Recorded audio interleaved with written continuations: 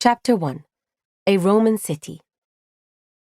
Lydia, Macedonian blood flows through your veins. Be true to your heritage and honor your Macedonian forefathers.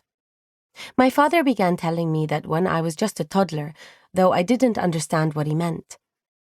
Our city, the city of Thyatira, had very much become a Roman city.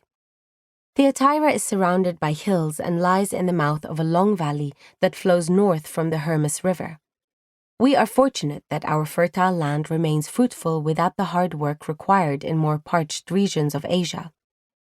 A continuous procession of camels transports Thyatira's produce to the bazaars of Pergamos, Sardis, and Smyrna.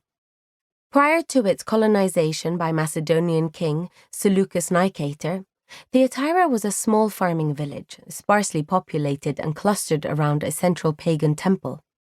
But the Macedonians viewed Thyatira as a strategic military outpost.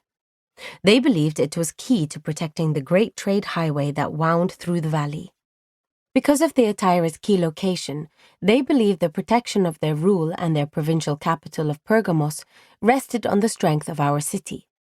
As a result, the fortunes of Pergamos and Thyatira were inextricably linked from that day forward. The Macedonian soldiers brought little in the way of possessions with them, but they did bring their worship of the sun god Apollo to our city.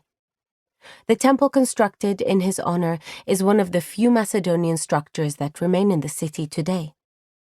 Though Thyatira was viewed as a gateway into Asia, it was never a fortified city. No one would ever mistake it as a powerful ruling city.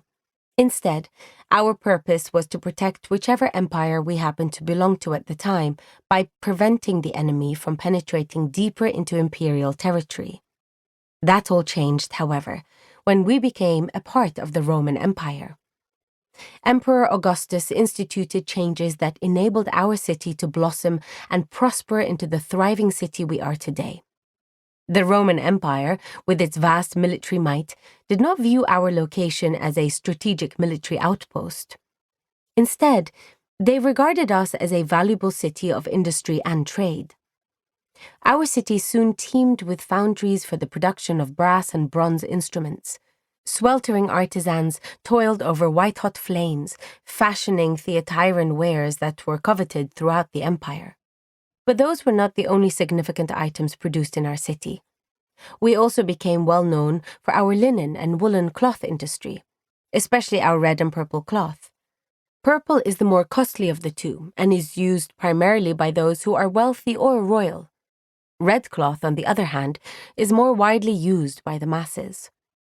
Purple cloth, generally sold throughout the empire, is produced using a dye derived from tiny Mediterranean mollusks found along the Phoenician and Spartan coasts.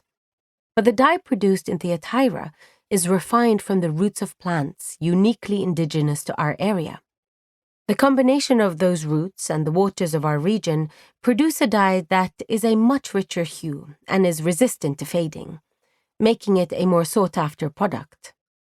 The current Roman Emperor, Vespasian, has done even more to foster the city's growth and prestige, including the addition of 3 new gymnasiums, an impressive colonnaded stoa of merchant shops and craftsmen's stalls, and many more shrines to the Roman gods.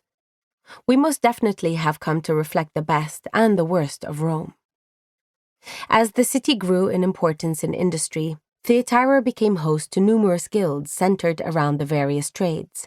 In fact, there are more trade guilds in our city than in any other city in Asia. The guilds are not solely the center of business life within the trades. If you belong to a guild, your life pretty much functions within the confines of the social, civic, and religious views of the guild as well. The 3 most powerful guilds in our city are the coppersmiths, the bronzesmiths, and the dyers.